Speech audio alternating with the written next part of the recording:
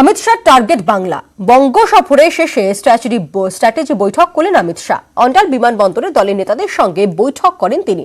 বৈঠকে ছিলেন কৈলাস বিজয়বর্গীয়, ছিলেন দিলীপ ঘোষ। প্রায় 2 ঘন্টা ধরে এই স্ট্র্যাটেজি বৈঠক সারেন মোদীর সেনাপতি অমিত শাহ। 21-এর প্রচারে সর্বশক্তি দিয়ে ঝাঁপাতে হবে এমনই নির্দেশ স্ট্র্যাটেজি বৈঠকে। দুদিনের সফর থেকে সুর বেঁধে দিলেন অমিত শাহ।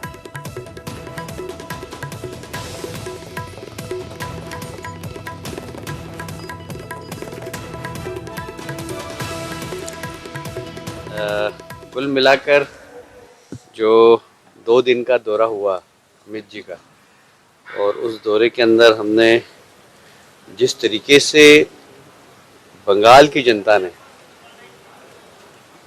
इसमें अपनी उपस्थिति दर्ज कराई है, उसे बहुत साफ हो गया है कि ममता जी जा रही है और भारतीय जनता पार्टी आ रही है। जब भारतीय जनता पार्टी आ रही है तो उस दिशा में हमारी भूमिका क्या हो, इस संदर्भ में उन्होंने हमें मार्गदर्शन दिया और हमें लगता है कि हम सब उसी प्रकार काम करेंगे और आने वाले समय में ममता जी की सरकार को उखाड़ के फेंकना है। लाल माटीते गेरुआ झड़, बोलपुरे बन्नाढ्य रैली अमित शाह। बीजेपी के कटाक्ष अनुब्रत। 5 साल के अंदर हम सोनार बांग्ला बनाकर ডাকবাংলো মোড় থেকে চৌরাস্তা যে 1.5 কিলোমিটার পথ পেরোতে এমনি দিনে সময় লাগে 10 মিনিট, রবিবার সেই পথেই শাহী র্যালি হলো প্রায় 1.5 ঘন্টার। কেন্দ্রীয় স্বরাষ্ট্রমন্ত্রীর র্যালি উপলক্ষে সেজে উঠেছিল গোটা বোলপুর।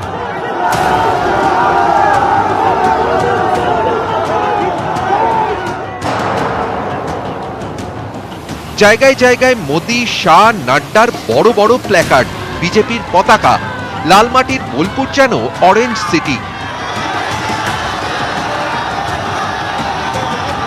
কেন্দ্রীয় স্বরাষ্ট্রমন্ত্রীকে দেখতে রাস্তায় উৎসাহী জনতা, বাড়ির ছাদ ও বারান্দায় ভিড় সাধারণ মানুষের।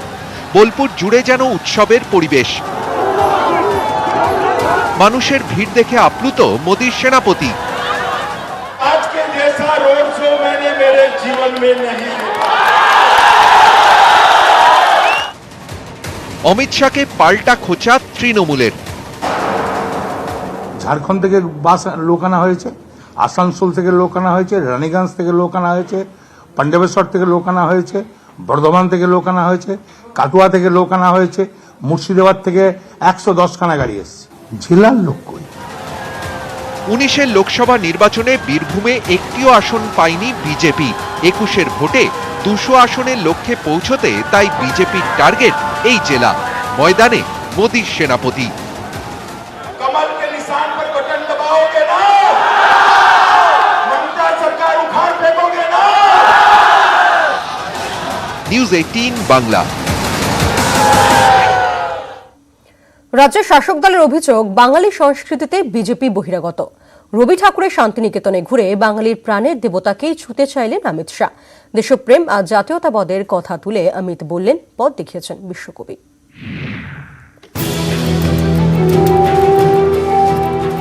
শান্তিনিকেতনে রবীন্দ্র ভবনে ভারতের অন্যতম খ্যাতনামা দার্শনিক কবিগুরু রবীন্দ্রনাথ ঠাকুরের প্রতি শ্রদ্ধা নিবেদন করলাম। ভারতের স্বাধীনতা সংগ্রামে কবিগুরুর অবদান চির স্মরণীয় হয়ে থাকবে এবং তাঁর চিন্তাভাবনা আমাদের আগামী প্রজন্মকে সর্বদাই অনুপ্রাণিত করবে। বাংলায় লেখা এই ছোট্ট টুইটেই অমিত শাহ বোঝাতে চাইলেন কেন শান্তিনিকেতন, কেন রবি ঠাকুর। এই টুইট করার কয়েক মুহূর্ত আগেই তিনি ছিলেন উপাসনা মন্দিরের কাজ ঘরে, ঠিক তার আগে উত্তরায়ণ কমপ্লেক্স, সবশেষে সঙ্গীত ভবন।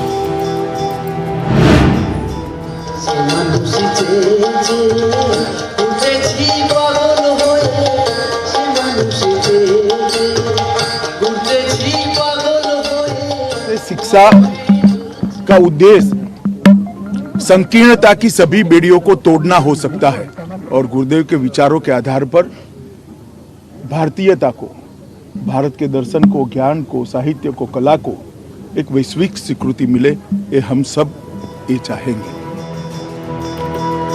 কাশ্মীর থেকে কেরল, এক দেশ এক সংবিধান এক আইনের লক্ষ্য পূরণে চলছে দিল্লির মোদী সরকার। শান্তিনিকেতনে দাঁড়িয়েই মোদী ক্যাবিনেটের স্বরাষ্ট্রমন্ত্রী বললেন, জাতীয়তাবাদ শিখিয়েছেন বিশ্বকবি। गुरुदेव टैगोर एक ऐसी शख्सियत थे जो उस जमाने में राष्ट्रवाद की दो धाराएं थी और दो धारा के प्रमुख नेता थे महात्मा गांधी और सुभाष बाबू। दोनों को प्रेरणा एक ही स्थान से मिलती थी। শান্তিনিকেতনে গিয়ে অমিত শাহ যখন রবি ঠাকুরের কথা বললেন তখনই জোড়াসাঁকোয় কর্মসূচি পালন করল তৃণমূল ছাত্র পরিষদ। ঠাকুর বাড়িতে যে কোনো সময় আমরা যে কোনো দিনই আসতে পারি, আজকেও ঠিক সেইভাবে আজকে তৃণমূল কংগ্রেস আমাদের ছাত্র পরিষদের ডাকে আমরা এখানে উপস্থিত হয়েছি এবং যারা ওই সমস্ত কার্যকলাপ করে তাদের কাছে এই প্রশ্নটা রাখবেন, তারা কিভাবে কবিগুরু রবীন্দ্রনাথ ঠাকুরকে শ্রদ্ধা জানাতে চায়।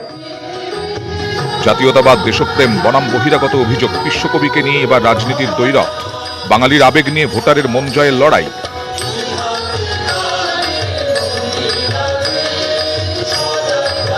নিউজ 18 বাংলা। 21-এর ভোটে বিজেপির মুখকে মেদিনীপুরের সভার পরের দিনই জবাব দিলেন অমিত শাহ। বাংলার ভূমিপুত্রই হবেন মুখ্যমন্ত্রীর প্রতিপক্ষ। ইঙ্গিত পেয়ে জবাবও দিল তৃণমূল কংগ্রেস। কোনো মির্জাফারকে মানবে না বাংলা, বললেন কল্যাণ।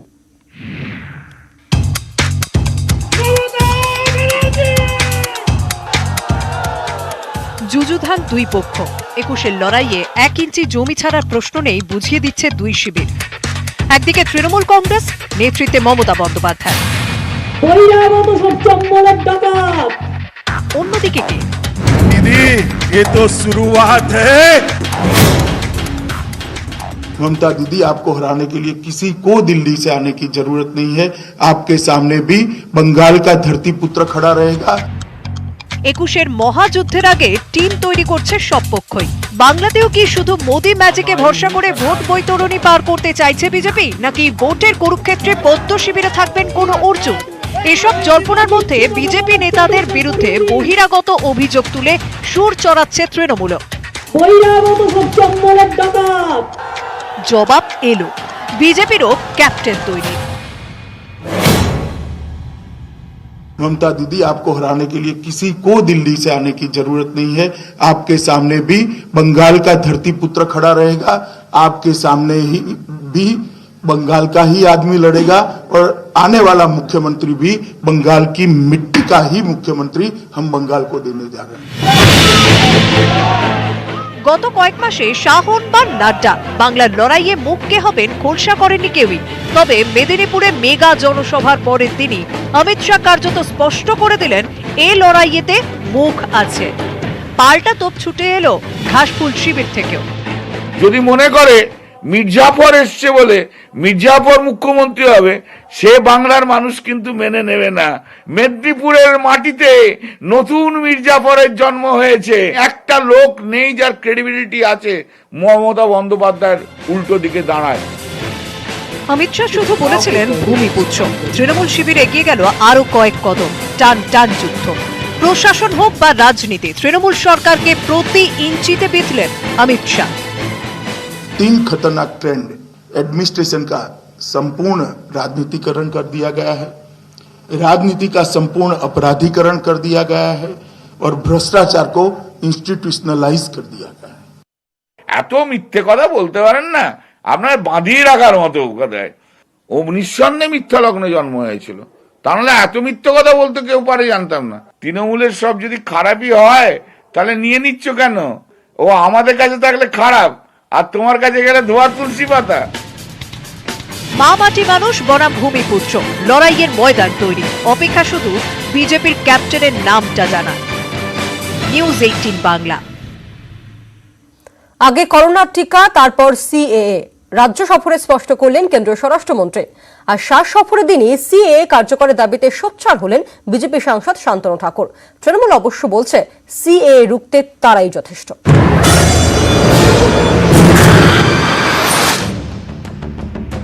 সিএএ, এনআরসি, 21-এর ভোটে রাজ্যে ঝড় তুলতে পারে এই দুই ইস্যু। ক্ষমতায় এলে লাগু হবেই সিএএ, বারবারই একথা বলে এসেছে বিজেপি। কিন্তু কি বলছেন মোদির সেনাপতি? अभी सीए के रूल्स बनना भी बाकी है और बिकॉज ऑफ कोरोना इतना बड़ा अभियान चल नहीं सकता, इसलिए जब टीका लगने की शुरुआत हो जाएगी और कोरोना की साइकिल टूटेगी। इस पर हम जरूर विचार करेंगे और जब करेंगे तब आपको सूचित भी करेंगे। অমিত শাহ তখন লালমাটিতে রোড শোয়ে, আর তখনই সিএএ এর পক্ষে জোর সওয়াল বনগাঁর বিজেপি সাংসদের গলায়।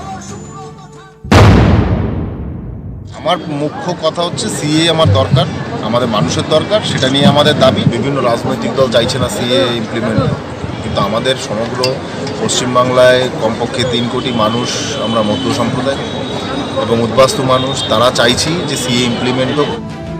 কয়েকদিন আগেই অবশ্য নিউজ 18কে দেওয়া সাক্ষাৎকারে কৈলাস বিজয়বর্গীয় বলেছিলেন, বাংলায় সিএএ নিয়ে ভাবনা থাকলেও এই মুহূর্তে এনআরসি নিয়ে কোনো পরিকল্পনা নেই। सीए के बारे में हम लोग विचार कर रहे हैं, एनआरसी के बारे में नहीं सोच रहे हैं। गवर्नमेंट का कमेंट्स मैं नहीं कर सकता, मैं संगठन का आदमी, और मुझे मालूम है कि सीए के बारे में हम लोग गंभीर हैं, एनआरसी के बारे में कोई चर्चा नहीं। সিএএ বিরোধিতায় ধার কোনো মতেই কমাতে রাজি নয় তৃণমূল। আমরা বলেছিলাম সে আমরা করতে দেব না, আমরা করতে দিইনি, ওরাও করতে পারেনি। এখন ওর সমস্যা কি হয়ে গেছে জানেন, ওদেরই এমপি এখন খেপে গেছে যে কেন আপনারা করতে পারেন। এখন একটা তো উত্তর ওকে দিতে হবে। রাজ্যের ভোট মানচিত্রে অন্যতম বড় ফ্যাক্টর মতুয়ারা। উত্তর 24 পরগনা নদিয়ায় ভোট বৈতরণী পেরোতে সব শিবিরেরই ভরসা এই মতুয়ারা। মমতা বালা ঠাকুরে ভরসা রেখে কি তৃণমূলের দিকেই ঝুঁকবে ওই 3 কোটি ভোটার, নাকি 19-এর মতো শান্তনুর দিকেই ভারী হবে পাল্লা? নিউজ 18 বাংলা। বঙ্গে এবার ধ্বনির লড়াই, বঙ্গধ্বনি বনাম হরিধ্বনি। বিধানসভা ভোটের আগে তৃণমূল বিজেপি তরজাতঙ্গে, জনসংযোগ বাড়াতে একের পর এক কর্মসূচি। বাংলায় শান্তি ফেরাতে খোল করতাল বাজে নন্দীগ্রামের মন্দিরে মন্দিরে হাজির বিজেপি কর্মী সমর্থকরা। নন্দীগ্রামের বিধায়ক ছিলেন শুভেন্দু অধিকারী, এই মুহূর্তে রাজ্য রাজনীতির হটস্পট। শনিবার শুভেন্দু বিজেপিতে যোগ দেওয়ায় উচ্ছ্বসিত নন্দীগ্রামের গেরুয়া বাহিনী। লড়াইটা আমাদের এখন একসঙ্গে মিলে করব, শুভেন্দুবাবুকে নিয়ে করব, এবং সবাই যদি আমরা একসঙ্গে করি লড়াইটা আমাদের খুব সহজ হবে। শুভেন্দুবাবু এসছেন, আমাদের দল শক্তিশালী হয়েছে অনেকটাই, আরো শক্তিশালী হবে ওনার হাত ধরে। আর রবিবার তারা রাস্তায়, গলায় গেরুয়া উত্তরীয়তে পদ্মের ছাপ, হাতে খোল করতাল। ভোট পুজোর আগে শান্তির ডাক দিয়ে নন্দীগ্রামের মন্দিরে মন্দিরে বিজেপি। মন্দিরে মন্দিরে ঘুরে প্রচার চালালেন বিজেপি কর্মীরা। জনসংযোগ। উনি রাজ্যের শিক্ষা, স্বাস্থ্য, শিল্পের ষষ্ঠী, চৌঠি, অন্ত্যেষ্টি করার পর দুয়ারে দুয়ারে সরকার কর্মসূচি নিয়েছে। তারই প্রতিবাদে নন্দীগ্রাম 2 দক্ষিণ মণ্ডলের উদ্যোগে আমরা আহমেদাবাদে আজকের হরিধ্বনি পথযাত্রা শুরু করেছি। ভোটের আগে শুভেন্দুকে দলে পেয়ে উজ্জীবিত নন্দীগ্রামের বিজেপি কর্মীরা। তারা চাইছেন দ্রুত এলাকায় আসুন শুভেন্দু। নন্দীগ্রাম থেকে সুজিত ভৌমিক, নিউজ 18 বাংলা। 3 বছর পর ফের পাহাড়ে জনসভা বিমল গুরুংয়ের, আর তাতেই বিজেপির পাশাপাশি নিশানায় বিনয় তামাং। নাম না করে সরাসরি টাকা তছরূপের অভিযোগ তুললেন বিমল। 2017-এ রাজ্য সরকারের অডিটের ভয়ে পাহাড়ে আগুন কেন, পাল্টা তোপ বিনয়ের। 21-এর আগে জোর টক করে গুরুং তামাং।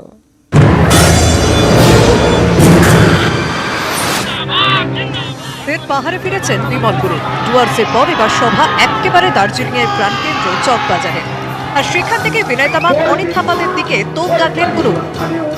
3 वर्ष का अंदर में पूरा पैसा करप्शन करके बिल्डिंग बनाया, अपना प्रॉपर्टी बनाया, सिलगड़ी में, नेपाल में, यहाँ पर पूरा किसने बनाया? ये तो पब्लिक को नहीं है। বিবৃতিতে পাল্টা দিয়েছেন বিনয় তামাং। তিনি লিখেছেন, তার বিরুদ্ধে তোলা অভিযোগ বিমল গুরুংকেই তারা করবে। 2017-এ রাজ্য সরকারের অডিট এড়াতে ভুয়ো আন্দোলন করে পাহাড়কে অশান্ত করেছিলেন গুরুং। বিমল গুরুংয়ের অগণতান্ত্রিক মনোভাবের কারণেই একসময় দল ছেড়ে বেরিয়ে এসেছিলেন বলে লিখেছেন বিনয়। তাকে খুন করতে আসলেও পাহাড় ছাড়বেন না বলে গুরুংয়ের দিকে চ্যালেঞ্জ ছুড়ে দিয়েছেন বিনয় তামাং। রবিবারের সভাতেই অবশ্য সুর কেটেছে গুরুংয়ের সভায়। গুরুংকে পাশে বসিয়ে বিনি তারকা বলেছেন তৃণমূলের প্রতীককে সমর্থন করেন না তিনি, অথচ কিছুদিন আগেই পাহাড়ের উন্নয়ন নিয়ে তৃণমূল সুপ্রিমোর প্রতি পূর্ণ আস্থা রেখেছিলেন বিমল গুরুং। আগাগোড়া তিনি তার বক্তব্যে এদিন আক্রমণ করেন বিজেপির কেন্দ্রীয় এবং রাজ্য নেতাদের, সেই সঙ্গে আক্রমণ শানান বিনয় তামাং এবং অনিত থাপাদের উদ্দেশ্য। আর পাহাড়বাসীর কাছে তার আর্জি 21-এর লড়াই বেশি করে আসনে উত্তরবঙ্গে তৃণমূলকে জেতানোই তাদের লক্ষ্য। ক্যামেরায় অলোক কুমারদের সঙ্গে পার্থপ্রতিম সরকার, নিউজ 18 বাংলা, দার্জিলিং। অমিত শাহ সফর নিয়ে তোলপাড় রাজ্য, তারই মধ্যে তৈরি হলো ইতিহাস। অশোকনগরে রাজ্যের প্রথম খনিজ তেলের ভান্ডার উদ্বোধন করলেন কেন্দ্রীয় পেট্রোলিয়াম মন্ত্রী ধর্মেন্দ্র প্রধান। এখানকার ভূগর্ভস্থ অশোধিত তেলের গুণগত মান বিশ্বের অন্যতম সেরা বলে দাবি মন্ত্রীর।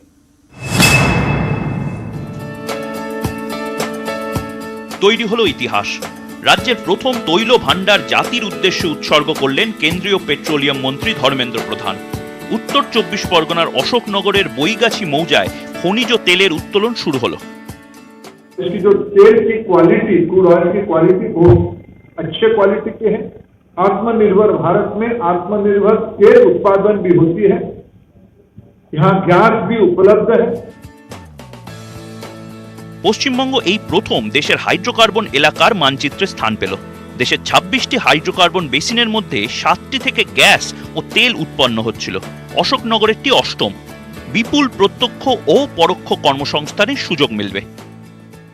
हमें पूरा विश्वास है बंगाल की अर्थनीति में ओएनजीसी की अशोकनगर की आज की तिथि एक रेफरेंस पॉइंट माना जाएगा। लोकल इकोनॉमी में उसको कंट्रीब्यूशन होगा। बंगाल के लोगों के लिए मोदी जी का ये सबसे बड़ा उपहार। 4 একর জমিতে তেল উত্তোলন শুরু হচ্ছে। প্রকল্প সম্প্রসারণে আরো 10 একর জমি রাজ্যের জমি নীতি মেনেই নেওয়া হবে, জানিয়েছেন পেট্রোলিয়াম মন্ত্রী। 2 more blocks ONGC has taken in this area. রবিবার উদ্বোধনের সময় সোমলক্ষ্মী কলোনির জমিহারাদের মিছিল এগোয় প্রকল্প এলাকার দিকে। তবে মাঝপথেই তাদের আটকে দেয় পুলিশ। জমিহারা কৃষকরা উপযুক্ত আর্থিক ক্ষতিপূরণ ও কর্মসংস্থানের দাবি তুলেছেন। এই প্রকল্প করতে যে জমির প্রয়োজন হবে তা রাজ্যের নিয়ম মেনেই নেওয়া হবে। একই সঙ্গে কেন্দ্রীয় মন্ত্রীর আশ্বাস, এই প্রকল্প থেকে যে আর্থিক লাভ আসবে তা সবার আগে সুযোগ পাবে স্থানীয়রা এবং বাংলা। অশোকনগর থেকে রাজর্ষি রায়, নিউজ 18 বাংলা।